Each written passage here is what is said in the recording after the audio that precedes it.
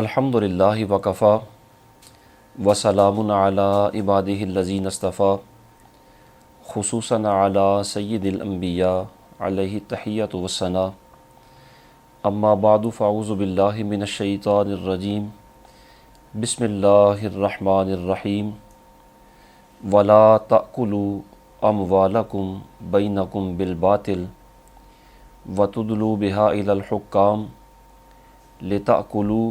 فریقا من اموال الناس بالاسم وانتم تعلمون صدق اللہ مولانا العظیم۔ بعد از حمد و ثنا سورہ بقرہ کی 188 نمبر آیت مبارکہ آپ نے سماعت فرمائی۔ ارشاد باری تعالیٰ ہے، اور آپس میں ایک دوسرے کا مال ناحق نہ کھاؤ اور نہ حاکموں کے پاس ان کا مقدمہ اس لیے پہنچاؤ کہ لوگوں کا کچھ مال ناجائز طور پر کھاؤ جان بوجھ کر۔ اس آیت مبارکہ میں جو الفاظ استعمال ہوئے انہیں ملاحظہ فرمائیں۔ سب سے پہلے ارشاد فرمایا وَلَا تَأْكُلُوا أَمْوَالَكُمْ بَيْنَكُمْ بِالْبَاطِلِ، وَلَا تَأْكُلُوا، اور نہ کھاؤ۔ یہاں لفظ کھانے کا استعمال ہوا کہ لوگوں کے مال ناحق نہ کھاؤ، تو اس سے مراد صرف کھانا ہی نہیں بلکہ جس طرح لوگوں کے مال ناحق کھانا منع ہے، اسی طرح کسی کا ناحق مال پینا بھی منع ہے، پہننا بھی منع ہے، اور دیگر استعمال میں لانا بھی منع ہے۔ تو جب یہ ساری ممانتیں ہیں تو پھر لا تأکلوا کھانے کا لفظ کیوں استعمال فرمایا؟ اس کی وجہ مفسرین نے یہ بیان کی کہ مال کے مختلف مقاصد ہوتے ہیں، پینا، پہننا یا دیگر مقاصد۔ ان مقاصد میں سے جو سب سے بڑا مقصد ہوتا ہے وہ کھانا ہوتا ہے، اس لیے یہاں فرمایا لا تأکلوا۔ مراد یہی ہے کہ لوگوں کا مال کسی بھی ناجائز طریقے سے ہڑپ نہ کرو۔ پھر فرمایا اموالکم، یہاں دو معنی ہو سکتے ہیں۔ ایک معنی تو یہ ہے کہ اپنے مال، اگر یہ معنی مراد لیا جائے تو اس کا مطلب یہ ہے کہ اپنے مال کو نہ تو ناجائز جگہ پر خرچ کرو اور نہ ہی ناجائز طریقے سے خرچ کرو۔ اور دوسرا معنی یہ ہے کہ اپنوں کا مال یعنی اپنے مسلمان بھائیوں کا مال ناحق طریقے سے نہ لو، یعنی چوری نہ کرو، ان کے مال غصب نہ کرو اور دیگر ناجائز ذرائع سے ان کے مال نہ کھاؤ۔ پھر فرمایا وَتُدْلُوا بِهَا إِلَى الْحُكَّامِ، اور نہ ہی ان کے مال حاکموں کے پاس پہنچاؤ۔ تدلو یہ لفظ ادلاء سے بنا ہے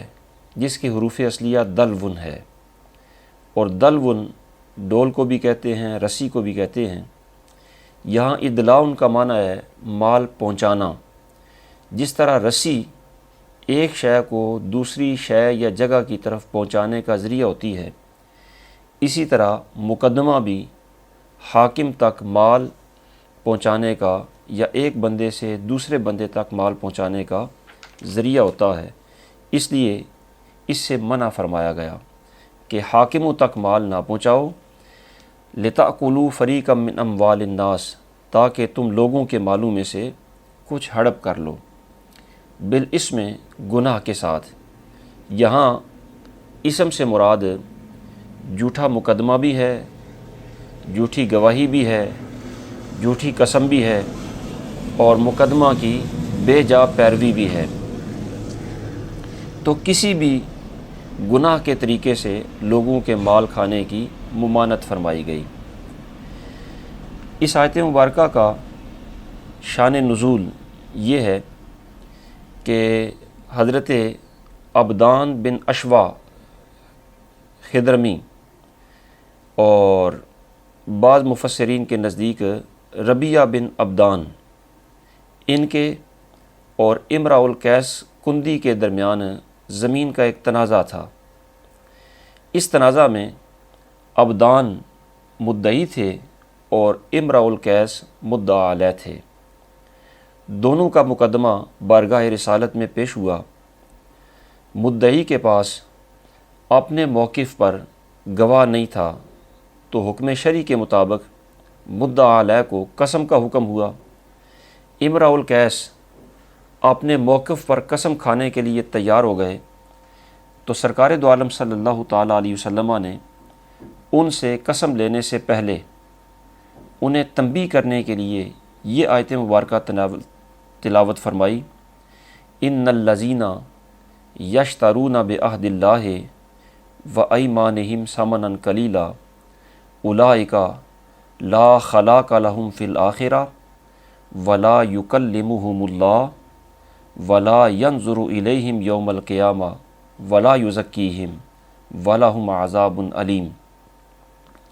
یہ سورہ آل عمران کی 77 نمبر آیت مبارکہ ہے۔ اس کا مفہوم یہ ہے کہ جو اللہ کے عہد اور اپنی قسموں کے بدلے حقیر سے ذلیل سے پیسے لیتے ہیں، آخرت میں ان کا کوئی حصہ نہیں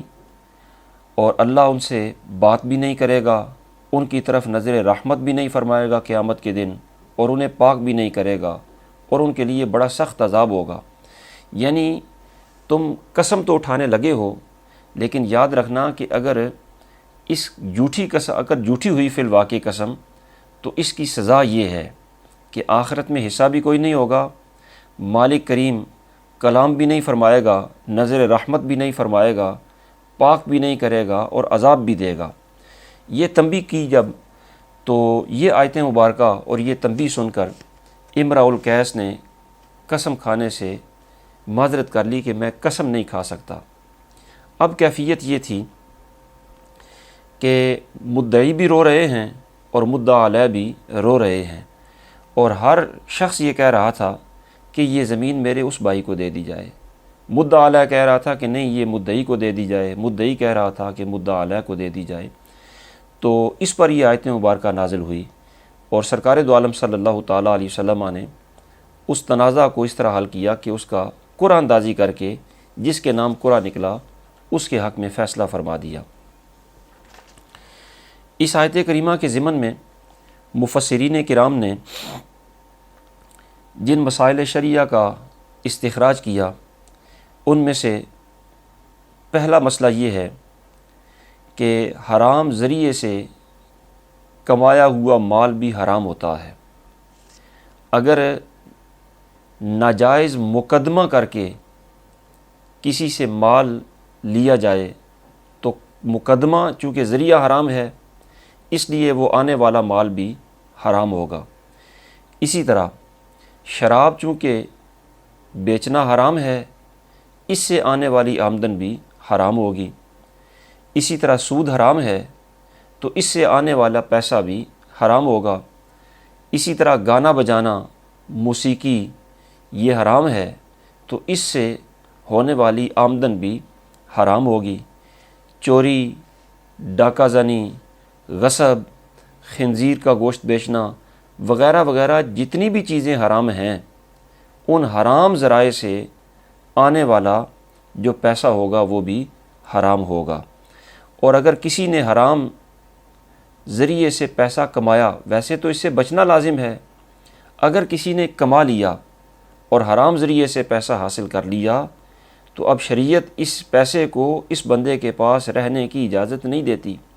بلکہ شریعت کا حکم یہ ہے کہ یہ پیسہ جن سے لیا ہے اس کے مالک وہ ہیں، ان مالکوں کو یہ پیسہ واپس کیا جائے، اور از حد ضروری ہے کہ انہیں واپس کرے، اور اگر مالک نہ ملیں تو بھی اپنے پاس یہ پیسہ نہیں رکھ سکتا بلکہ ان کے ورثاء تک پہنچائے، وہ بھی نہ ملیں تو پھر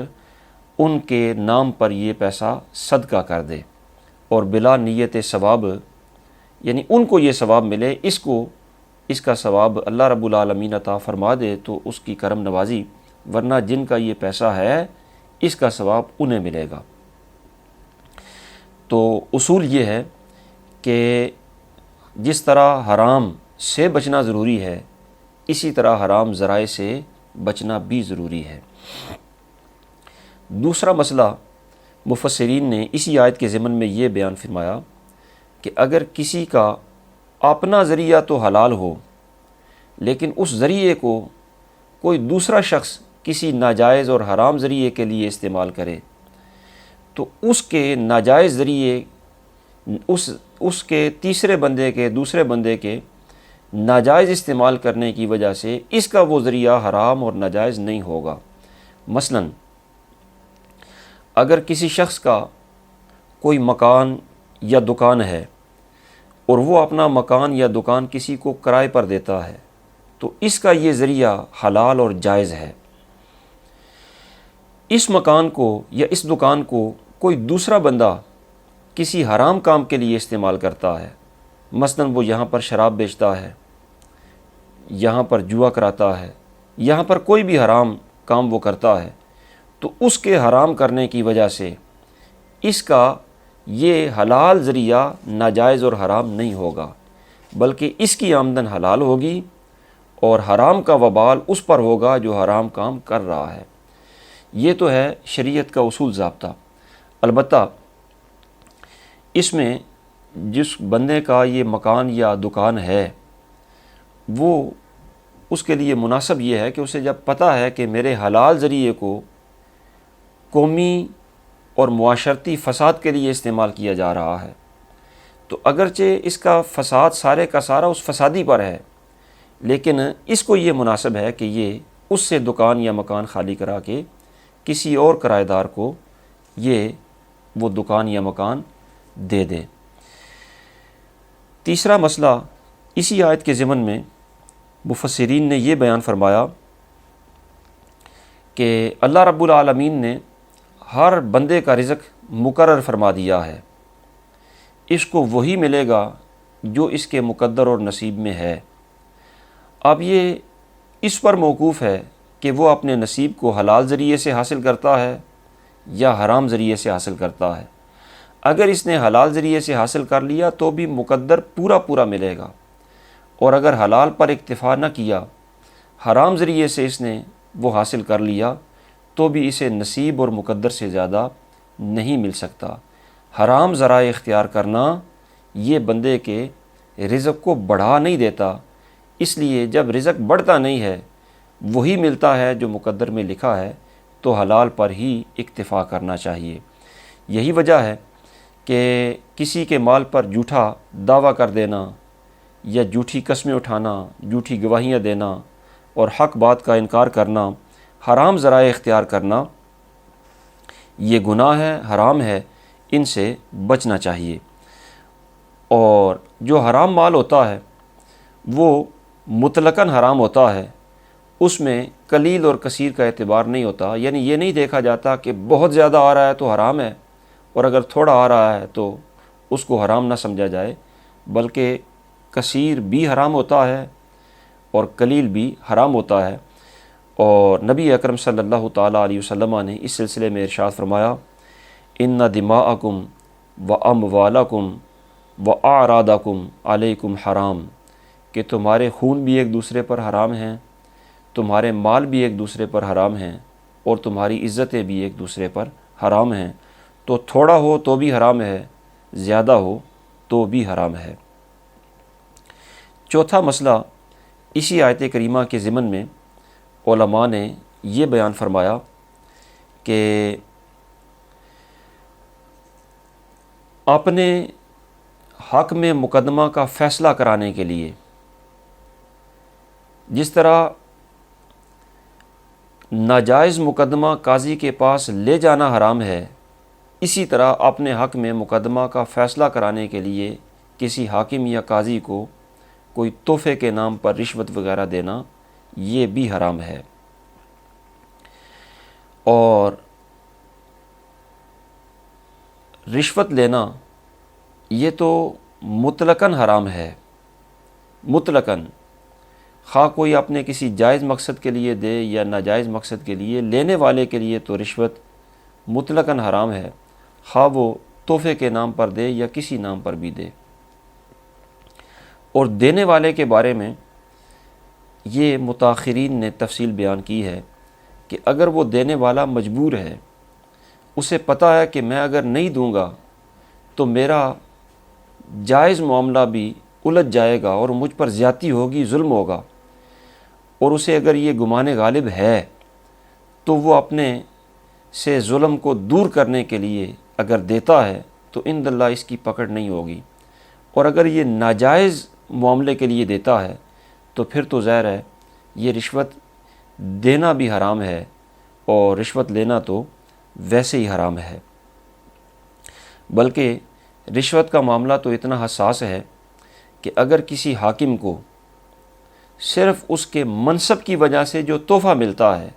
وہ تحفہ بھی رشوت ہی کے ضمن میں آتا ہے۔ مثلا اس بارے میں بخاری شریف کے اندر یہ حدیث پاک ہے کہ سرکار دو عالم صلی اللہ تعالیٰ علیہ وسلم نے قبیلہ بنو اسد کے ایک شخص کو، جس کا نام ابن لوتبیہ بیان کیا جاتا ہے، اس کو عامل بنا کر کہیں بھیجا۔ جب وہ واپس آئے تو انہوں نے کہا کہ حضور یہ مال آپ کے لیے ہے اور یہ مجھے ہدیہ دیا گیا، مجھے تحفہ دیا گیا۔ اس کی یہ بات سن کر سرکار دو عالم صلی اللہ تعالیٰ علیہ وسلم ممبر پر تشریف لے گئے اور سرکار نے باقاعدہ واعظ فرمایا، حمد و ثنا کے بعد فرمایا کہ اس بندے کا کیا حال ہے جسے ڈیوٹی اور منصب ہم سونپتے ہیں اور اپنے کسی سرکاری کام کے لیے بھیجتے ہیں، واپس آ کر وہ کہتا ہے کہ یہ آپ کو دیا گیا، یعنی قومی خزانے کے لیے دیا گیا اور یہ مجھے دیا گیا۔ سرکار نے فرمایا عجیب باتیں کرتے ہیں، وہ بندہ اپنے ماں باپ کے گھر میں کیوں نہیں بیٹھا رہا، پھر دیکھتے کہ اسے یہ ہدیہ دیا جاتا ہے یا نہیں دیا جاتا۔ اسے یہ ہدیہ صرف قومی منصب کی وجہ سے دیا گیا ہے، اور قسم بخدا، اس ذات کی قسم جس کے قبضہ قدرت میں میری جان ہے، ایسا شخص قیامت کے دن آئے گا تو اس دن اس چیز کو اپنی گردن پر لاد کر لائے گا۔ اگر اونٹ ہے تو اونٹ بھی اس کی گردن پر لدا ہوا ہوگا، اور اونٹ اپنی بولی سے بول رہا ہوگا، اور گائے ہے تو گائے اس کی گردن پر لدی ہوئی ہوگی اور وہ باں باں کر رہی ہوگی، اور اگر بکری ہے تو وہ اس کی گردن پر لدی ہوئی ہوگی اور میں کر رہی ہوگی، زمین ہے تو زمین اس کی گردن پر، یعنی جو قومی منصب کی وجہ سے اسے دیا گیا وہ رشوت شمار کیا جاتا ہے۔ ہاں البتہ اس منصب پر فائز ہونے سے پہلے اس کے جو اپنے رشتہ دار ہیں یا جو بچپن کے دوست احباب ہیں، ان میں اگر تحائف کا لین دین ہوتا ہے تو وہ ظاہر ہے اس منصب سے پہلے بھی تھا، وہ اب بھی ہوگا، وہ رشوت نہیں ہوگا۔ تو اصول یہ ہے کہ جس طرح مقدمہ ناجائز طور پر حکام کے پاس لے جانا یہ حرام اور ممنوع ہے، اسی طرح مقدمے کا ناحق فیصلہ کروانے کے لیے تحائف دینا یہ رشوت ہے، اور یہ بھی ناجائز اور ممنوع ہے۔ لیکن یہاں یہ بات ذہن نشین رہے کہ جو حاکم رشوت لیتا ہے وہ کرتا تو حرام ہے، لیکن اس نے اگر فیصلہ کر دیا تو امن عامہ کو قائم رکھنے کے لیے اس کا فیصلہ نافذ سمجھا جائے گا اور نافذ ہوگا۔ اسی آیت کے ضمن میں علماء نے یہ مسئلہ بھی اخذ کیا کہ اگر حاکم کے پاس کوئی مقدمہ پیش ہوا، اس مقدمہ میں ظاہر ہے ایک مدعی ہے، دوسرا مدعا علیہ ہے، تو حاکم نے تو ظاہر ہے اس مقدمہ کے جو ظاہری قرائن اور جو ظاہری اس کے ثبوت ہوتے ہیں، ان ثبوتوں اور قرائن کی بنیاد پر فیصلہ کرنا ہوتا ہے۔ ممکن ہے کوئی بندہ اپنی چرب زبانی کی وجہ سے اپنے غلط مقدمے کو صحیح انداز میں پیش کر دے، تو حاکم نے تو اس کے مطابق فیصلہ کرنا ہوتا ہے۔ اگر حاکم نے ایسی حالات کی وجہ سے کسی کے حق میں فیصلہ کر دیا حالانکہ وہ اس کا حق بنتا نہیں تھا، قرائن ہی ایسے تھے، مقدمہ ہی اسی انداز میں پیش ہوا، گواہوں نے گواہیاں ہی ایسی دیں یا قسمیں ہی ایسی اٹھائی گئیں، یعنی وہ مقدمہ کی پیروی اس انداز سے ہوئی کہ حاکم نے بلا قصد اور بلا ارادہ کسی کے حق میں فیصلہ کر دیا حالانکہ وہ مال اس کا بنتا نہیں تھا، تو حاکم کے اس فیصلے کے باوجود وہ مال اس کے لیے حلال نہیں ہوگا، وہ مال اس کے لیے جائز نہیں ہوگا، حتیٰ کہ نبی اکرم نور مجسم شفیع معظم صلی اللہ تعالیٰ علیہ وسلم ارشاد فرماتے ہیں کہ انکم تختصمون الیہ فلعل بعدکم ان یکون الحن بحجتہ من بعد، کہ بعض اوقات تمہارے مقدمات میرے پاس آتے ہیں تو ممکن ہے کوئی بندہ حجت بازی میں دوسرے سے بڑا ہوا ہو اور میں اس کے بارے میں کوئی فیصلہ کر دوں۔ تو ارشاد فرمایا کہ میں اگر اس کے بارے میں کوئی فیصلہ کر بھی دوں تو بھی میرے اس فیصلے سے وہ چیز اس کے لیے حلال نہیں ہوگی۔ یہ سرکار دو عالم صلی اللہ تعالیٰ علیہ وسلم کا فرمان ہے۔ حالانکہ سرکار کی ذات والا صفات تو وہ ہے جس کے بارے میں اہل ایمان کا عقیدہ یہ ہے کہ وہ عالم ما کانا و ما یکون ہیں، ان سے کوئی شے مخفی رہ ہی نہیں سکتی، اور لفظوں کے ہیر پھیر سے سرکار کے سامنے اس طرح اپنی چرب زبانی سے اپنے معاملے کو چھپایا نہیں جا سکتا۔ سرکار تو دلوں کے احوال بھی جانتے ہیں، لیکن اس کے باوجود سرکار جو فرما رہے ہیں کہ میں اگر کسی کے بارے میں فیصلہ کر بھی دوں تو بھی اس کے لیے وہ حلال نہیں۔ یہ سرکار کا فرمان بعد میں آنے والے حکام کے لیے ہے اور قاضیوں کے لیے ہے۔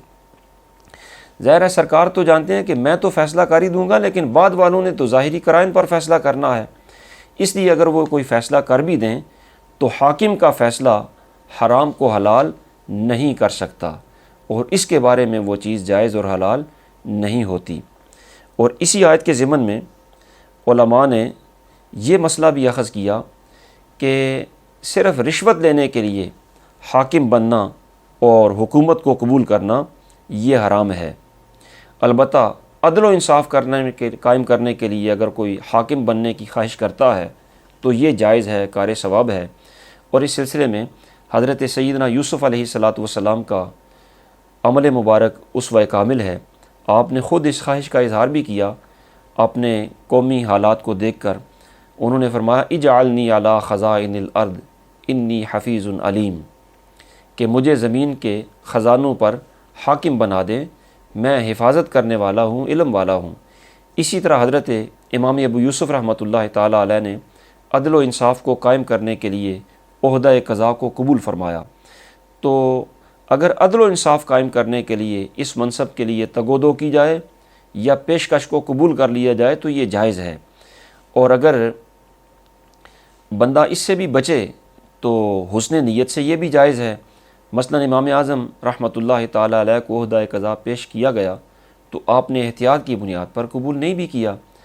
تو وہ معاملہ تو اپنی جگہ پر، لیکن صرف رشوت لینے کے لیے کہ میں مالدار بن جاؤں گا، اگر کوئی مجھے منصب ملا، لوگ مجھے تحائف دیں گے، میری رشوت دیں گے، مال اکٹھا کر لوں گا، اس نقطہ نظر سے حاکم بننا یہ ناجائز اور حرام ہے۔ اور اسی آیت کے ضمن میں علماء نے یہ بھی مسئلہ اخذ فرمایا کہ جب مدعی اپنا دعویٰ ثابت کر دے، گواہوں سے اس کا ثبوت ہو جائے اور حاکم پر یہ کھل جائے کہ جو یہ کہہ رہا ہے یہ اپنے دعویٰ میں حق بجانب ہے، تو بلا تاخیر فیصلہ کرنا حاکم پر لازم ہو جاتا ہے۔ اگر معاملہ کھل جانے کے بعد بھی، حق واضح ہو جانے کے بعد بھی حاکم فیصلہ میں تاخیر کرے تو وہ گناہ گار بھی ہوگا اور اسے معزول کر کے تعزیر بھی دی جائے گی۔ فوراً اس پر لازم ہے کہ وہ فیصلہ کرے۔ اور اسی آیت کے ضمن میں مفسرین نے یہ مسئلہ بھی اخذ فرمایا کہ اگر مقدمہ کسی حاکم کے پاس پیش ہو جائے اور ابھی وہ مقدمہ چل رہا ہے تو حاکم کے فیصلہ کرنے سے پہلے اگر اس مقدمہ کے فریقین باہمی رضامندی سے کسی بات پر اتفاق کر لیں تو انہیں صلح کا موقع دیا جائے، اور اگر ان کی صلح ہو جائے تو حاکم اس مقدمہ کو لوٹا بھی دے، اور اس مقدمہ کو بالضرور انجام تک پہنچانا ہی ضروری نہیں ہوتا، دونوں کے معاملہ کو حل کرنا مقصد ہوتا ہے، اور دونوں کا معاملہ جب حل ہو گیا تو حاکم اس مقدمہ کو خارج کر دے اور ان کی صلح کو برقرار رکھے۔ اور اسی آیت کے ضمن میں علماء نے یہ مسئلہ بھی اخذ کیا کہ جتنے بھی مالی معاملات ہوتے ہیں وہ مالی معاملات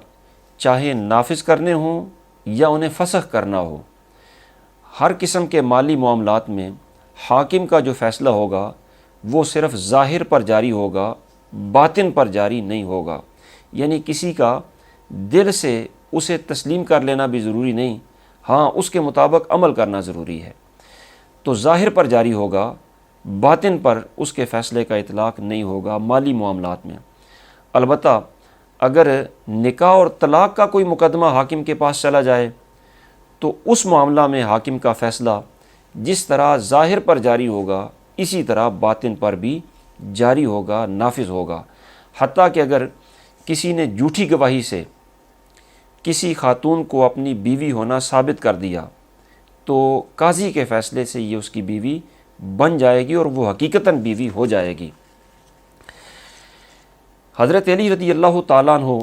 کا ایک فیصلہ اس سلسلے میں دلیل ہے۔ آپ کے پاس ایک شخص نے کسی عورت سے اپنے نکاح ہونے پر 2 گواہ پیش کر دیے اور آپ نے نکاح کے ثبوت کا حکم دے دیا۔ عورت نے عرض کی کہ حضور میرا اس سے پہلے اس سے نکاح نہیں ہوا تھا، اس نے جھوٹی گواہیوں سے اپنا مدعا ثابت کیا ہے، تو اب آپ نے فیصلہ کر دیا ہے تو میرا نکاح پڑھا بھی دیں تاکہ ہم ایک دوسرے کے لیے حلال ہو جائیں۔ تو حضرت علی رضی اللہ تعالیٰ عنہ نے فرمایا کہ میرا حکم، میرا فیصلہ ہی تمہارا نکاح ہے۔ تو اس سے معلوم یہ ہوتا ہے کہ ایسے معاملات میں قاضی کا فیصلہ ظاہر پر بھی جاری ہے اور باطن پر بھی جاری ہے۔ اور اسی آیت کے ضمن میں امام فخر الدین رازی رحمۃ اللہ تعالیٰ علیہ نے امام غزالی کے حوالہ سے حلال اور حرام کی پہچان کا ایک تفصیل سے کلیہ بھی بیان فرمایا۔ فرماتے ہیں کہ مال 2 قسم کا ہوتا ہے، یا تو وہ از خود حرام ہوتا ہے یا وہ خود حرام تو نہیں مگر کسی ذریعہ کی وجہ سے، کسی سبب کی وجہ سے حرام ہو جاتا ہے۔ جو مال خود بخود حرام ہو اس کو حرام لعینہ ہی کہتے ہیں، اور جو کسی ذریعہ کی وجہ سے حرام ہو اسے حرام لغیر ہی کہتے ہیں۔ پھر مال کی بھی 3 قسمیں ہوتی ہیں۔ کچھ مال وہ ہوتے ہیں جو معدنیات ہوتے ہیں، زمین سے نکلتے ہیں، مثلا موتی ہے، پتھر ہیں، اور کچھ مال وہ ہوتے ہیں جو نباتات ہوتے ہیں جو زمین کے اوپر سے نکلتے ہیں، مثلا جڑی بوٹیاں ہیں، سبزیاں ہیں، ترکاریاں ہیں، اور کچھ مال وہ ہیں جو حیوانات ہوتے ہیں۔ جو معدنیات ہیں ان میں سے جتنی بھی انسان کے لیے نقصان دہ چیزیں ہیں وہ ساری کی ساری حرام ہیں، باقی سب حلال ہیں۔ مثلا جواہرات، موتی جو مضر صحت نہیں وہ حلال ہیں جب تک مضر صحت نہ ہوں، اور جو صحت کے لیے مضر ہوتے ہیں مثلا سنکھیا ہے، یہ جب تک مدبر نہ کر لیا جائے اور اس کو قابل نفع نہ بنا لیا جائے اس وقت تک حرام ہوتا ہے، اور جب اس کے ضرر کو ختم کر دیا جائے تو یہ بھی حلال ہو جاتا ہے۔ یہی حال سارے معدنیات کا ہے۔ اور نباتات میں ان میں سے بعض چیزیں مضر ہوتی ہیں، نشہ پیدا کرتی ہیں، ہلاکت پیدا کرتی ہیں، یہ بھی حرام ہوتی ہیں۔ مثلا بھنگ ہے، چرس ہے، افیون ہے، اسی طرح نقصان دہ باقی جڑی بوٹیاں ہیں، یہ بھی نباتات میں حرام ہیں۔ اور باقی جو نقصان نہیں دیتی وہ ساری کی ساری حلال ہیں، مثلا سبزیاں ہیں، باقی دوائیوں میں استعمال ہونے والی جڑی بوٹیاں ہیں، ترکاریاں ہیں۔ اور جو حیوانات ہوتے ہیں ان کی تفصیل تو خود قرآن مجید میں اور احادیث طیبہ میں بیان ہو گئی کہ کون سے حلال ہیں اور کون سے حرام ہیں۔ جو مال خود بخود حلال ہیں اور کسی ذریعے کی وجہ سے حرام ہوئے ان کی تفصیل یہ ہے، یعنی گزشتہ تفصیل تو وہ تھی کہ جو خود حلال ہیں اور خود حرام ہیں وہ کون کون سے ہیں۔ اب وہ ہیں جو خود تو حلال ہیں مگر کسی ذریعے کی وجہ سے وہ ناجائز اور حرام ہوئے، تو ان کی تفصیل یہ ہے کہ وہ مال آپ کو کیسے ملا۔ اس مال کی ملکیت یا تو اپنے اختیار سے ہوگی یا بغیر آپ کے اختیار کے۔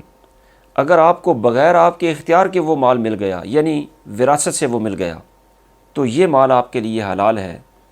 خواہ اس کے لیے وہ کیسا ہی کیوں نہ ہو۔ اگر آپ کو یہ مال آپ کے اختیار سے ملا تو آپ نے اختیار سے تو لیا، لیکن جس سے لیا اس سے جبراً لیا یا اس کی رضامندی سے لیا؟ اگر اس سے جبراً لیا جائے تو بعض اوقات یہ مال غنیمت بھی ہوتا ہے یا شفع بھی ہوتا ہے، تو اس کی متعدد صورتیں ہوتی ہیں۔ اور اگر مالک کی خوشی سے لیا تو اس کی دو صورتیں ہیں کہ کسی معاوضہ کے بدلہ لیا، جیسے تجارت ہے، حق مار ہے یا اجرت ہے، یا بغیر کسی عوض کے حاصل کیا، جیسے ہبہ ہے، وصیت ہے، وغیرہ وغیرہ۔ تو اس ساری تفصیل کا خلاصہ یہ ہے کہ غیر مملوکہ مال جس پر قبضہ کیا جائے یہ ایک قسم ہوتی ہے، جیسے کسی کی کان ہے، جنگل کی لکڑیاں ہیں، وہاں کی گھاس ہے، نہر کا پانی ہے، اس پر کسی کا بھی ملکیت نہیں ہوتی۔ وہ مال جس کا کوئی بھی مالک نہیں، اس پر قبضہ کر لیا جائے تو یہ مال حلال ہے، جس کا کوئی مالک بھی نہ ہو، اور وہ مال آپ کو مل جائے تو حلال ہے۔ دوسری صورت یہ ہے کہ اس مال کا کوئی مالک تو ہے، لیکن آپ اس کا جبراً اس سے وصول کر رہے ہیں، جیسے کفار سے مال غنیمت حاصل کیا جائے تو یہ بھی حلال ہے۔ اور تیسری صورت یہ ہے کہ مالک سے اس کی رضامندی کے ساتھ کسی عوض اور بدلہ میں آپ حاصل کر رہے ہیں، جیسے جائز ذریعہ ہے تجارت کا، اور آپ اس سے مال اس کی رضامندی سے کسی معاوضہ کے بدلے خرید رہے ہیں، یہ تیسری صورت بھی مال کے حصول کی جائز ہے۔ اور چوتھی صورت یہ ہے کہ مالک کی رضامندی سے، مالک اپنی رضامندی سے آپ کو مال دے رہا ہے اور یہ مال آپ کو بغیر کسی معاوضہ کے مل رہا ہے، جیسے صدقہ ہے، ہبہ ہے، وصیت ہے، یہ بھی جائز ہے۔ اور پانچویں صورت یہ ہے کہ بغیر آپ کے اختیار کے آپ کو وہ مال مل جائے، جیسے وراثت میں ملتا ہے، یہ بھی جائز ہے۔ اور چھٹی صورت یہ ہے کہ کسی ناجائز ذریعے سے، مثلا چوری سے، رشوت سے، حرام پیشوں سے، حرام ذرائع سے وہ مال حاصل ہو، تو ان 6 صورتوں میں یہ چھٹی صرف ناجائز ہے، باقی جتنے ذرائع ہیں مال کے حصول کے وہ جائز ہیں۔ دعا ہے اللہ رب العالمین انہی کلمات کو شرف قبولیت عطا فرمائے۔ وما توفیقی الا باللہ العلی۔